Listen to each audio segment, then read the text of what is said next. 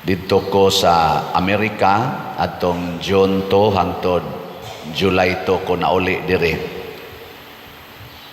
Ang kasagaran gid ditong mga Pilipinos, ang ilang mga kinabuhi kung atong tan-awon sa gawas, labi na gid sa financial aspect, makaingon gid tang dili gid sila mga makaluluoy. Ngano man tungod kay dagko kay silag balay, nindot kay silag mga sakyanan, yano-yano ra na nilang paliton ka na mga Lexus, mga Mercedes-Benz, mga Tesla. Ana ba? Naabata na dire? Wa gyud ko kitang nagparking dia sa atong gas. Lisod kita sa multicab si kanan. So nindot kay sila to kinabuhi. Pero sa sige na namong istorya-istorya, doon na sa imo tumaw nga mga makaingon sa tang, doon na sa aspeto di ay nga matawag nato sila makaluluoy. Una, siging gukod anang ilang mga bills.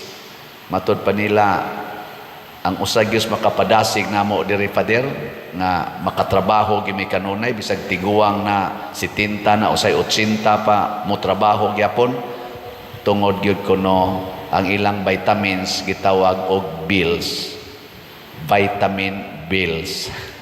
Ana ingon siya doon na ingon sa tong usa napay lain pader kanang gitawag og si Judith. Ay siya. Oh, isa makapa-inspire sana si Judith. Abi na ko kisa man Judith, isa Judith ba? Judith yapos bills. O na nga looy sa di sila oy. O nang ang kasing-kasing ni Hesus nahimog yung balaan kay nakasentro siya sa mga taong makaluluoy. Nya dunay duha ka klase sa taong makaluluoy. Pilion niya kadtong labing makaluluoy. Mao iyang unahon. Bisa atong katilingban kinsa may makaluluoy, butang nato pulos pobre niya ang usa makasasala, ang usa buutan, kinsay mas makaluluoy nilang duha? Ha? Makaluluoy gyud ang makasasala kay impiernohonon man na. Arang-arang tong usa gaantos pero padung man tos langit. Karing usa padung gini sa impierno. Sa mga kusog mo simba, liktor, butang talang.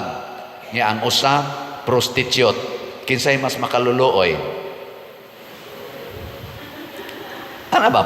Babae sila pulos, ang usa liktor, siging simba, ang usa prostitute, way simba-simba, kinsay mas makaluluoy? Ang prostitute. Kung kamoy pare, kinsa man aning duha ka babae ang imong atimanon, ang liktor o ang prostitute? Kung kamoy pare ba? Uy, tubag. Karing prostitute. Mo na ayaw mo kahibong kung si Father Siano magsigig kuyog-kuyog sa prostitute. Uy, mapuno sa libak, mapuno sa libak.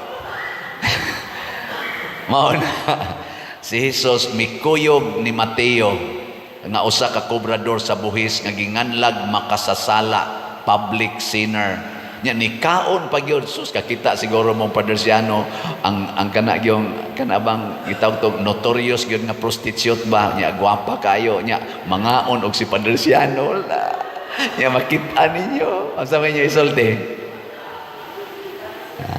buangon sa mamay ing nadayon ninyo pagsulti si Padersiano no naagid siya Sacred Heart nakasintro gud siya sa makaluluoy. Siya nga naman, dito ay nangaon sila niya. Pag nanood sila sa motel. Siya nga naman, kay gi-counseling to ni Father Siano. Oh, di ba? Naman na siya. Simba ko. Hastila, no? Si Jesus ay ang mga buutan kadtong mga Parisiyo nga magpuasag kaduha sa usa ka semana maghatag og tithing kanunay ang naong tuas templo gasigig ampo. Uy, nahimong mga marites tan-aw nilang Hesus dito kuyog sa tanang mga kobradors buhis ni kaon kuyog dito mga makasasala. Ingon dayon sila nganong ni kuyog man na inyo magtutudlo sa mga makasasala. Nganong ni kaon man na? Ana. Ingnan dayon silang Hesus. Wa ko muanhi para sa mga maayog lawas, ni anhi ko para sa mga masakiton. Ang makasasala di ay mga igsoon, para sa Ginoo masakiton. Sa tao nga pulos nagkinahanglan, unya ang usa masakiton, ang usa himsog og lawas. Kana mga Jesus among gitawag din hiba, mangayo in taon og bugas. Igtan-aw nimo katong usa nga hiwi ang naong, unya porti pag yung daghanang noka, nya ang usa porting himsugan na pag kilay 2025 make up paggamay, pulo sila nangayo, kinsa may imong tagaag dako-dako. Wa man gitay balibaran din pero ang ato yung tagaag dako-dako kadto in taong masakiton kumparar sa maayog lawas. Bikuno lingya imong tupad ing namay kag lawas. Namay kag lawas. Na inig pangayo na to, gracias Ginoo din Kisa may taga gracias Ginoo kanang galakaw nga tarong kayo o nag-walker. O nag-wheelchair. Basig ang dako-dako ihatag katong nag-wheelchair. Ihatag sa Ginoo nga grasya. Mao na ang kasing-kasing sa Ginoo. Ako bitaw karon, I am torn between two lovers.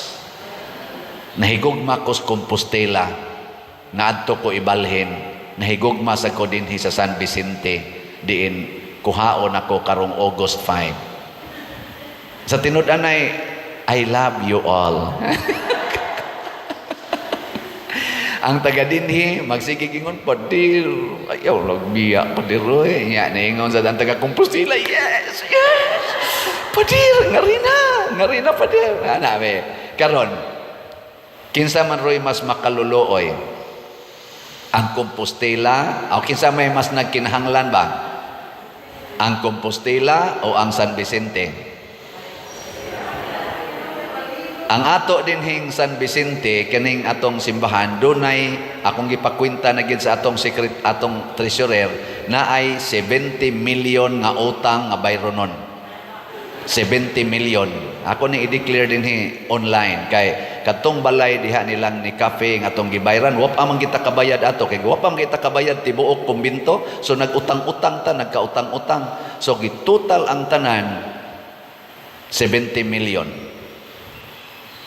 Mao nay akong ibili ninyo dinhi og sa bag-ong pare. Nya inigtabok na ko ngadto sa Compostela, naagya pong ko'y commitment nga motabang dire. Pero ang ako ng priority, mauna ang bag-ong parokya. Wa sa ko kahibaw unsa say panginahanglan didto. Dili sad pwede nga kani akong unahon. Inigabot na nako didto. Kadto gi akong unahon. Kamo may mga parishioners dinhi, kuyog sa bag-ong pare nga buutan ra ba sana Father Moyne Lapa. Kusog sana mo trabaho parokya. Kuyog niya. Binlan tamog 70 million. Kinsa maroy mas nagkinahanglan, ay may mas murag luoy ang diri nga nag atubang aning 70 million nga ang mga tag-iya aning maong mga kwarta ang atong gihuwaman nangandoy nga karong tuiga masitol unta ni karong tuiga o kadto ba didto na willing to wait. Okay, mao naman to ilang kahintang. Wa ko kibaw unsay kahimtang didto. Nya karaan man na nga simbahan, karaan nga parokya, in fact shrine pagani na. Sa to paanad sila didto na sa ilang sitwasyon. Kita din ikay nangandoy man tang mulambo mo nang nakapalambo ta pero naay lagi bayronon. Naanatay sistema unsaon pagbayad kining ato dinhing kahimtang. Mura ba taba og sa gubat pa naka-sit up na ang atong mga artillery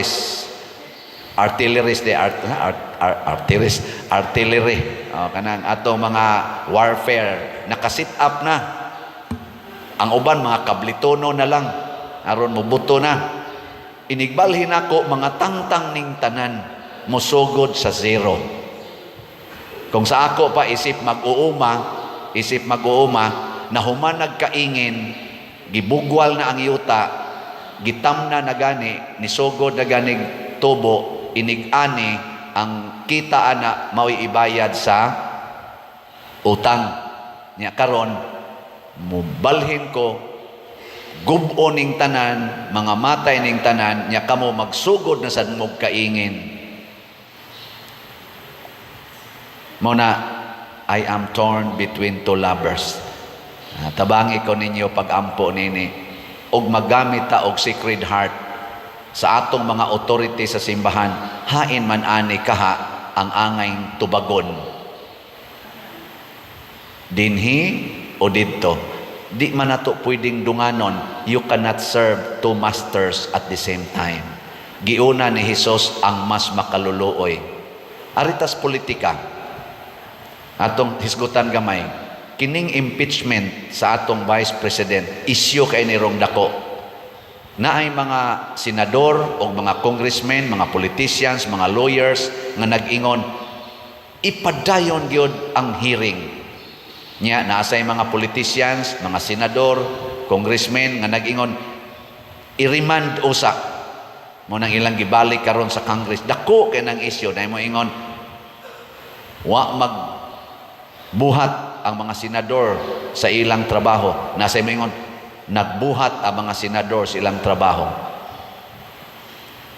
Karon, unsa may rason aning mga anti-impeachment nga senador, sama nila ni Bato, nila ni Bongo, ingon sila, nganong kani may atong unahon isip Senate nga daghang kang gigutom karon, nagkinhanglag tambal, nagkinhanglag pagkaon, nagkinhanglag mga balay, nagkinhanglag employment, nagkinhanglan og safety nga kaning katilingban.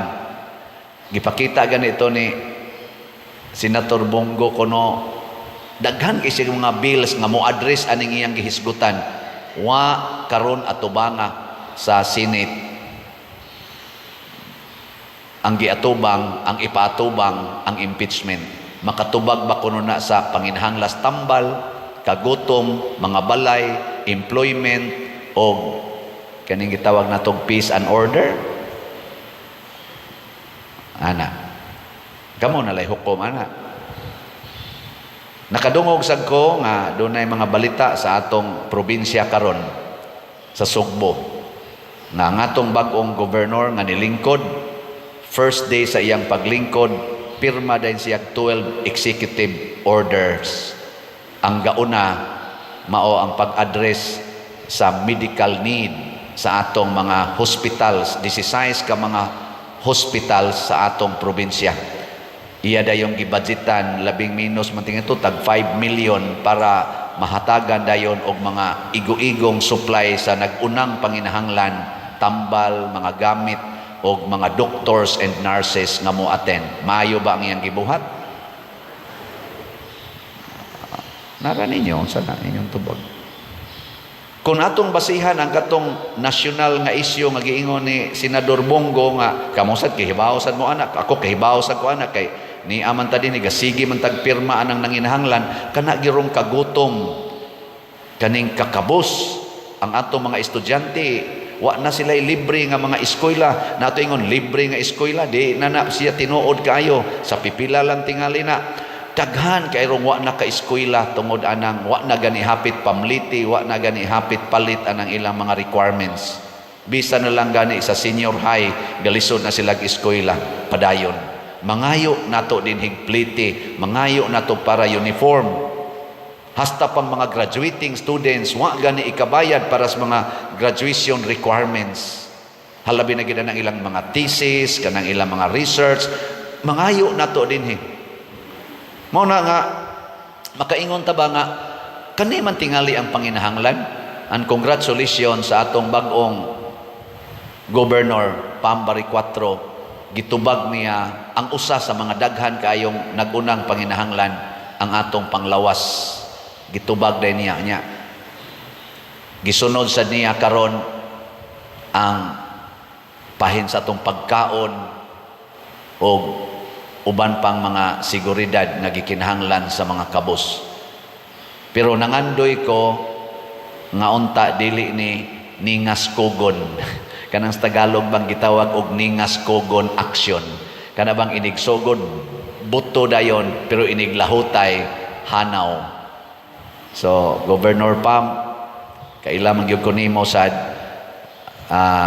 hinaut unta isip ako pare magampo ko nga maayo unta ang pagsustenir niini og sa kuyog sa tanang mga mayor sa atong probinsya o sa siyudad, mga politicians, kuyog ta sa pagtubag niining panginahanglan sa katawhan.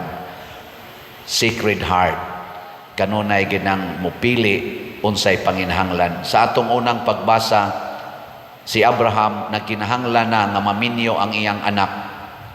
Mao nang nangita gid siya og pamaagi aron nga maminyo ang iyang anak, iyang gitabangan og ang Ginoo na nalangin ni Abraham og natuman ang iyang pangandoy. Kay grabe ang iyang pinginahanglan, kay hapit na siya mamatay, patay na sad ang iyang asawa. Si Isaac nagbangutan kay mamas boy man to siya, namatay iyang mama, gipulihan dayos Ginoo og asawa. Kining asawa mao gini mo pili, mao gini mo puli dayon sa role sa mama. Mo'y mo hapyod, mo'y mo hilot, mo'y mo atiman. Mo na kaming mga pari, wa man mi asawa, mangita tingali.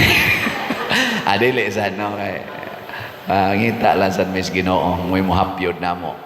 O nang ang Ginoo gyud kinaiya gina niya nga iya yung atimanon ang panginahanglan, ug ang duha ka manginahanglan unahon gid niya ang labing nanginahanglan.